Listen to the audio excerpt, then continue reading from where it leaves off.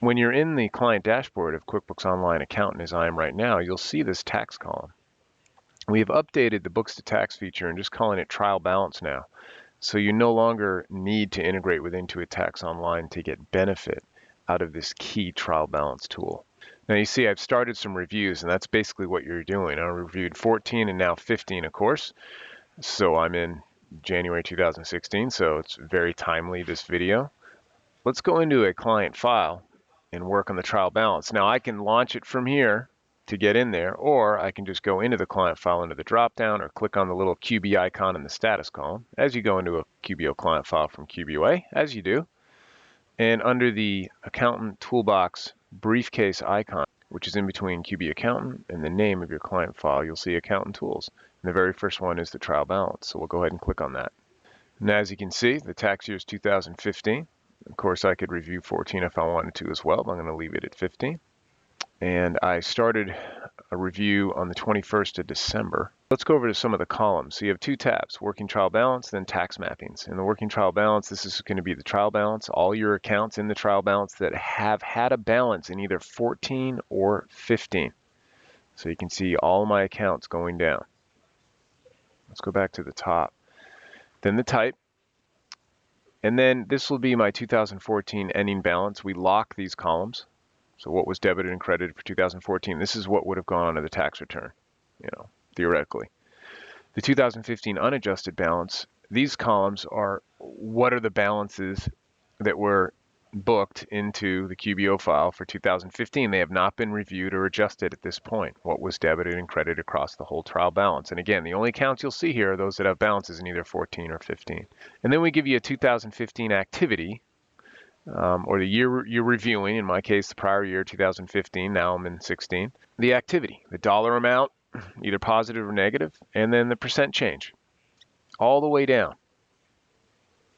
And then adjusting entries. Now these are adjusting journal entries that you might have made. So for example, I could click the plus sign and it's going to bring me to the journal entry window, and I'll leave it for 12/31/2015, and the box is default checked. It's an adjusting journal entry. Now this is important because this will correlate to my journal entries I'll find on the adjusting journal entry report, also a report that accountants get when you come into the QBO file from QBOA, and you'd find it under that toolbox as well.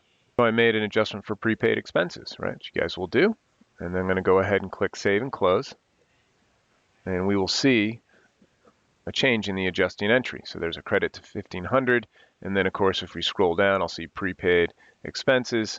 And there's my, well, I had another amount. But I can drill in and see what caused that amount, which will be very helpful in troubleshooting. So there's my 1,500 debit to the prepaid expense account. And you see other things too.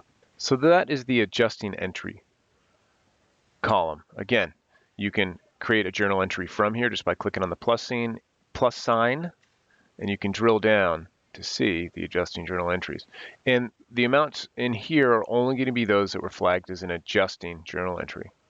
Other transactions, those are going to be transactions that myself or a staff or the client made since I started the review. You cannot yet drill down on these, but I'm sure soon we'll be able to. And then the adjusted balance, this is your adjusted trial balance column. And you can do a work paper reference as well as attach documents to an account line. As you're going through and reviewing your account balances, you can check them off and mark them as complete. And other staff can be working on it and see who marked these off, as well as who made the change. Kind of a running audit trail along the top from the time you start the review. But I can click Update Unadjusted Balance, and it'll move all the amounts from the other transaction column, so they've reflected under Unadjusted Balance. This means that you could do a periodic review, like monthly or quarterly even. So I'm going to do that right now and click Update.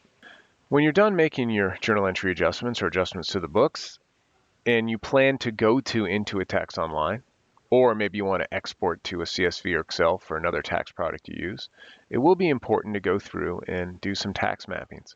And you'll see you can assign tax lines. We're going to put something in yellow here. I have 16 accounts that are unmapped. And then, of course, we map a lot. So you can see I'm doing an 1120S. Here's going to gross receipts of sales, etc. However, at the top, you'll see what's been unmapped, and you can just click on Assign Tax Line and choose the appropriate tax line. After you're done with the mappings, then you want to click on Finish Review, which will freeze your adjustments and balances and prevent any further updates to your workspace. However, if you want to come back and edit it, you can just by clicking Review again. Now, you do not need to do the tax mappings at all if you're not a tax preparer. That's fine. You would just use a working trial balance for review work and make your adjustments from here. And if you are going to Intuit Tax Online, I would go ahead and click the drop down next to Export Tax Mappings and post into Intuit Tax Online. I'm going to create a new return. However, I could create a new return and carry forward 14 balances or update an existing 2015 with new balances. I'm going to click Continue, and it's going to launch Intuit Tax Online.